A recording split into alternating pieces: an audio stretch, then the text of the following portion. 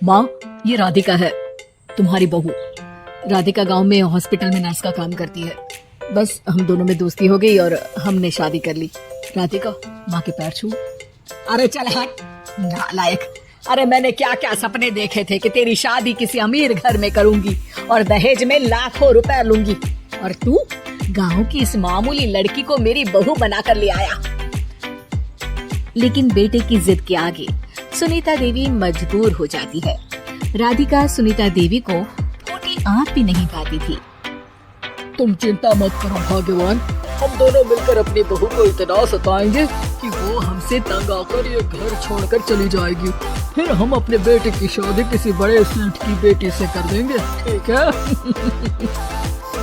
अगले दिन सुनीता देवी अपने बेटे का कमरा साफ कर रही होती है। तभी बहू के सामान में उसे एक बड़ी बड़ी मूंछों वाले आदमी की तस्वीर दिखाई देती है और उसके कंधे पर एक बड़ी सी बंदूक टंगी होती है। तस्वीर के नीचे लिखा होता है डाकू मंगल सिंह। ये किसकी तस्वीर है बहू? ये मेरे पिताजी की तस्वीर है। बस फिर क्या था। ये सुनते ही सुनीता देवी के हाथ पैर कांपने लगते हैं। वो भागती हुई सीधा अपने पति के कमरे में जाती है।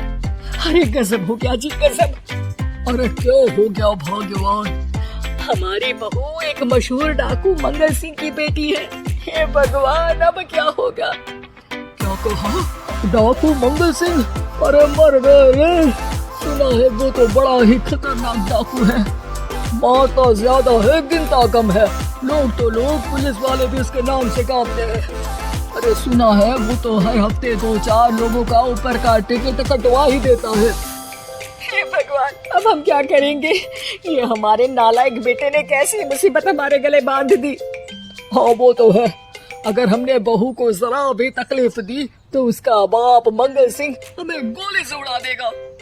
अब जो मैं कहता हूँ उसे ध्यान से सुनो।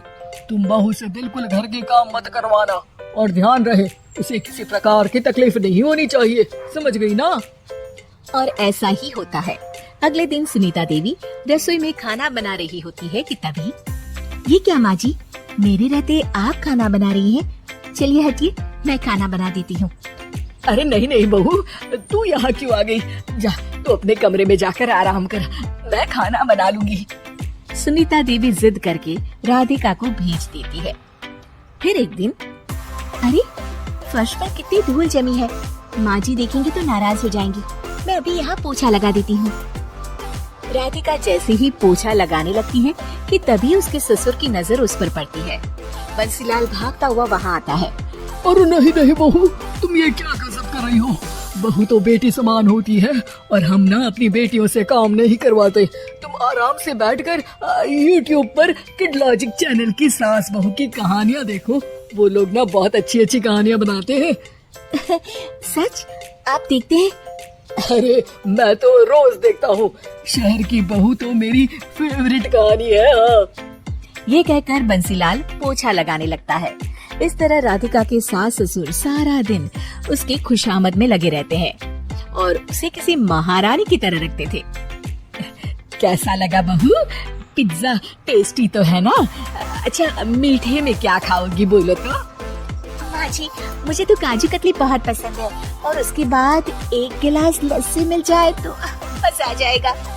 ये सुनते ही सुनीता देवी अपने पति को कोहनी मारते हुए कहती है, अरे सुना नहीं, बहू क्या मांग रही है? जल्दी से भागकर बाजार जाइए और सब खरीद कर ले आइए।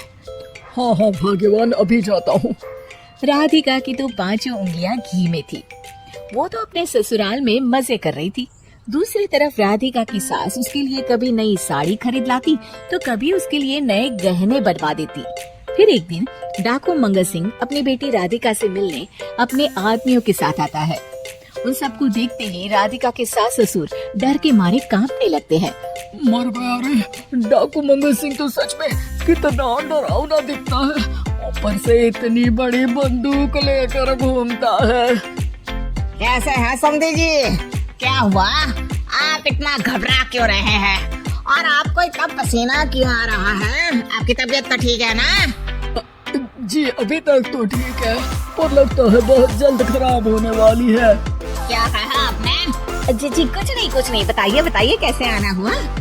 दरअसल आज आपके शहर में हमारी नाटंकी मंडली का प्रोग्राम है, तो इसी बहाने सोचा बेटी का ससुराल भी देखता चलूं। ये सुनते ही राधिका के सास ससुर हैरान हो जाते हैं। क्या कहा? आप नौटंकी में काम करते हैं? हाँ माँ जी, पिताजी डाकू की एक्टिंग बहुत अच्छी करते हैं। उन्हें तो कई अवार्ड भी मिल चुके हैं। और ये बंदूक, ये तो असली लगती है। तभी राधिका के पिताजी अपनी नकली मूंछ निकालते हुए कहते हैं, इस मूंछ की तरह ये बंदूक भी नकली है।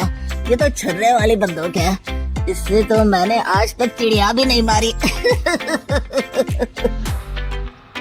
और खुदा पहाड़ पर निकला चूहा, इसका बाप तो मामूली नौटंकी वाला निकला और हम इससे डर कर बहू की नौकरों की तरह सेवा कर रहे थे। आपने सही कहा जी, इसके पीछे मेरे कितने पैसे खर्च हो गए और काम कर करके मेरी तो कमर टूट गई सो अलग। अरे बहू, तूने अपने पिताजी के बारे में हमें पहले क्यों नहीं बताया? राधिका मुस्कुराते हुए कहती है, आपने तो कभी पूछा ही नहीं ना माँ जी।